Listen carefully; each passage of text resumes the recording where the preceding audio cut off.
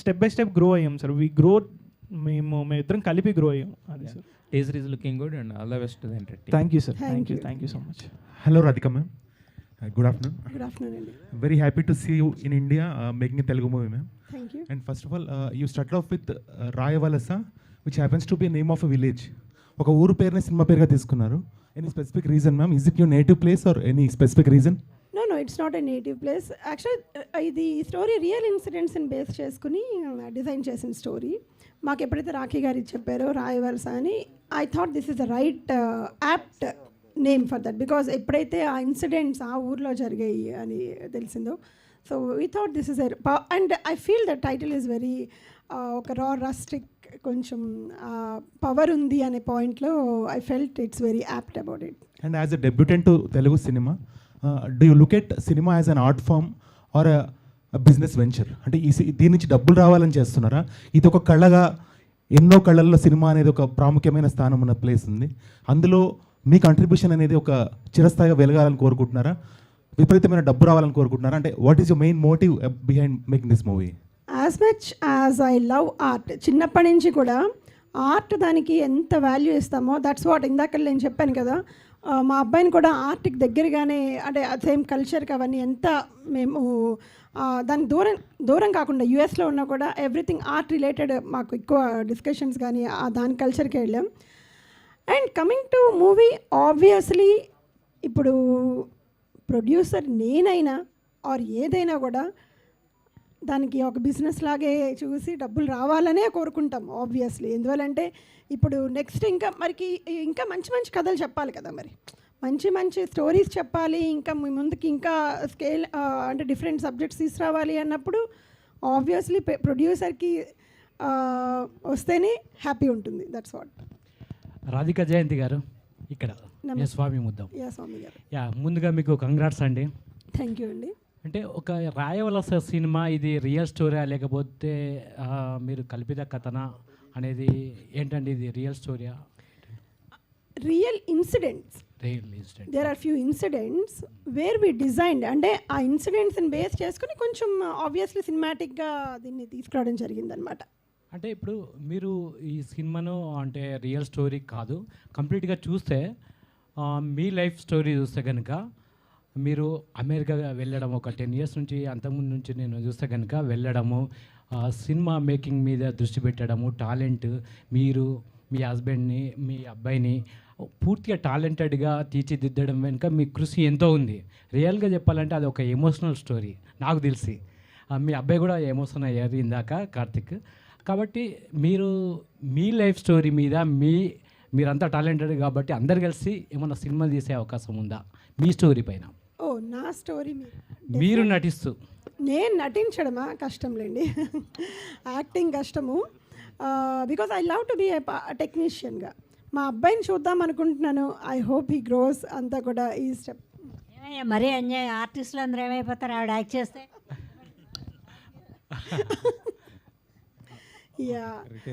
Stories అయితే చాలా ఉన్నాయి మా దగ్గర. ఓకే కార్తిక్, మీరు చిన్నప్పుడు సింగర్గా మంచి పాటలు పాడేవారు, అంటే ఆ చిన్నప్పటి నుంచే ఒక మంచి టాలెంట్ చూపించారు సింగింగ్లో. తర్వాత వచ్చేసరికి సడన్గా హీరో అయిపోతున్నారు. అంటే ఫ్యూచర్ సింగింగా లేకపోతే యాక్టరా హీరోగానా? లేదు సార్, యాక్టర్. ఫ్యూచర్ రెండు అన్నా? లేదు సార్, యాక్టరే. అంటే సింగింగ్ వదలను సార్, నేను సింగింగ్ అయితే ఖచ్చితంగా వదలను. ఎందుకంటే నాకు ఈ ప్లాట్ఫామ్ ఇచ్చింది సింగింగ్ సార్. ఎందుకంటే నేను చిన్నప్పటి నుంచి కర్ణాటక సంగీతం నేర్చుకుంటూ స్టేజెస్ మీద పాడుతూ నాలో ఒక పర్ఫార్మర్ని గుర్తింపు చేసింది యూఎస్లో ఒక సింగర్గా సార్. కానీ ఆ ప్లాట్ఫామ్ని యూజ్ చేసుకొని నాకు చిన్నప్పటి నుంచి యాక్టింగ్ అంటే ఇంట్రెస్ట్. ఆ ప్లాట్ఫామ్ని యూజ్ చేసుకుని this is also an art form sir. Singing అనేది ఒక ఆర్ట్ ఫామ్. సినిమాలో ఎన్ని చేయాలనుకుంటున్నాను అన్నీ చేయాలనుకుంటున్నాను సార్. ఎందుకంటే నాకు సినిమా అంటే ఇష్టం. ఇప్పుడు ఈ టీజర్ ఎడిట్ చేసింది కూడా నేనే sir. By the way teaser trailer edit చేసింది కార్తిక్, అండ్ లిరిక్స్ కూడా రాశాడు ఈ మూవీకి. Multi talent. సో నాకు ఎన్ని పాసిబుల్ వేస్ నేను సినిమా ద్వారా ఆర్ట్కి దగ్గరగా ఉంటానో నాకు అదే interest sir. So but future is acting and I love to be part of multiple stories. I want to tell good stories as an actor. All the best. Thank you sir. Thank you. Radhika గారు చెప్పండి. ఇందాక దామోదర్ గారు మాట్లాడుతూ NRI exploitation అయితే చాలా normal film ఇండస్ట్రీలో అని చెప్పేసి అన్నారు కదా. ఎక్కడ? So okay okay yeah. అదే దామోదర్ గారు ఇందాక మాట్లాడుతూ ఎన్ఆర్ఐ ఎక్స్‌ప్లాయిటేషన్ అనేది చాలా కామన్ అది. సో మీరు ఒక ప్రొడ్యూసర్గా though you had an experience making the films, short films kind of ఇది. So have you ever faced that kind of thing అండి? యా, ఆ క్వశ్చన్కి maybe lot of people definitely NRIs అనగానే అది ఉంటుంది. కానీ మా లైఫ్స్ అన్ని వీసా లైఫ్ అనగానే ఆ ఒక్క వర్డ్ చాలా అనుకుంటాను మా లైఫ్ ఎలా ఉంటుంది అనేది. 9 to 6, 7 ఎంత జాబ్ చేసినప్పుడు ఇంక పక్కన ఇంకేమీ ఉండదు. అండ్ హీఈస్ హియర్ ఓన్లీ, తను ఇక్కడే ఉన్నారు. అక్కడేం తను జాబ్ కానీ యూఎస్లో కాదు. So to and fro single income, డబ్బు లేదు విపరీతంగా ఉండి ఆర్ అది మేబీ ఉంటారు, అలా కూడా తప్పను, అది చెప్పను. కానీ ఏంటంటే మా సిచ్యువేషన్ డిఫరెంట్. మాకేంటంటే కేవలం ఒక చెప్పాలి, ఒక కథ చెప్పాలి అంటే అఫ్కోర్స్ ప్యాషన్ ఉంది కాబట్టి ఈ జర్నీలోకి దిగామన్నమాట. అండ్ దానికి ప్రొడ్యూసర్, ఎంటైర్ ప్రొడ్యూసర్ అంతా కూడా గోపి గారే. ఇక్కడి నుంచే ఇండియన్ కరెన్సీ గోపి గారే అన్నీ చూసుకున్నారు. సో ఎన్ఆర్ఐ ఫండ్స్ ఏమీ పడలేదు దీనికి రాయవలసికి. ఐ మీన్ నా దగ్గర నుంచి. సార్ గోపికృష్ణ గారు ఇక్కడ సార్, వైఫ్ ఏమో డైరెక్టర్, కొడుకేమో హీరో. ఎలా ఫీల్ అవుతున్నారు ఏంటి? మీరు ప్రొడ్యూసర్ కావడానికి కారణం ఏంటి సార్? కొడుకు కోసం, వైఫ్ కోసమా? యాక్చువల్గా ఒక రకంగా ప్రౌడ్ మూమెంట్ అనండి. నేను అంటే వీడు talent at the age of 14 నేను చూసా. అంటే అంటే మా అబ్బాయి దీని కింద నేను చూడలేదు, కానీ ఏంటో 14 years అప్పుడు ఏంటంటే నాన్న ఒక జాతీయ భావం అంటే వందే మాతరం దీని మీద ఏంటంటే సాంగ్ వాడే రాసి, నాకేమో ఇలాగా త్రివర్ణ పతాకం దీనిలాగా ఈ రంగులు దీంతో నా బ్యాక్గ్రౌండ్ ఉండాలి. ఇదండి ఏంటి 14 yearsకి వీడిలో ఏంటి అని అప్పుడే నాకు కొంచెం జలక్ ఇచ్చాడు. అంటే ఏంటి వీటి ఇలాగా జలక్ అంటే ఈ చదువు అంటే జనరల్గా ఏంటంటే చదువు ఉద్యోగం ఇదే అనుకుంటాం కదండి. ఏంటి వీడిలో ఈ ఆర్ట్ ఫామ్ ఇలా తీసుకొస్తున్నాడు అనుకున్నా.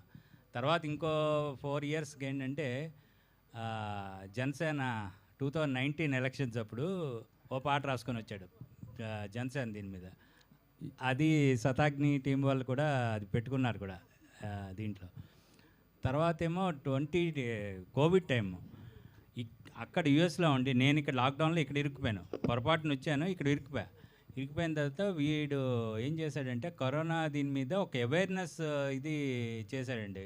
ఇక్కడ వాళ్ళందరినీ ఇది మోట్ కట్టుకొని, అంటే ఇక్కడ వాళ్ళు ప్రామినెంట్ సింగర్స్ వాళ్ళు ఇక్కడ వాళ్ళని అందరినీ చేసి ఒక కరోనా వైరస్ దీని మీద ఒక అవేర్నెస్ ఇది చేశాడు. ఏంటి బీ రెస్పాన్సిబుల్ అని చెప్పేసి అది చాలా అప్లాజ్ వచ్చింది అప్పుడు అంతా. సో అంటే ఇయర్కి వాటిలో ఏంటంటే చేంజెస్ వస్తున్నాయి. దీని మీద టాలెంట్ని ఎలాగన్నా మనం చూపించాలని దీని మీద నేను ఎడ్యుకేషన్ నీది పూర్తి చేసి నీతో ఇచ్చేస్తా అని చెప్పాను. అలాగే చేశాను. రాధిక గారు, ఈ మధ్య కొద్దిగా ట్రంప్ గారి వల్ల కొద్దిగా ఇబ్బంది పడుతున్నారు ఎన్ఆర్ఐస్ మొత్తం కూడా.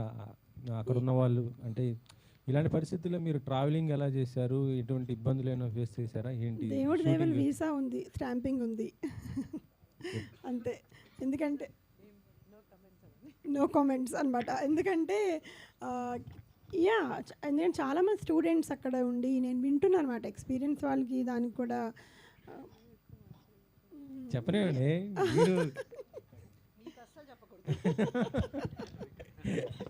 ఏం కాదు.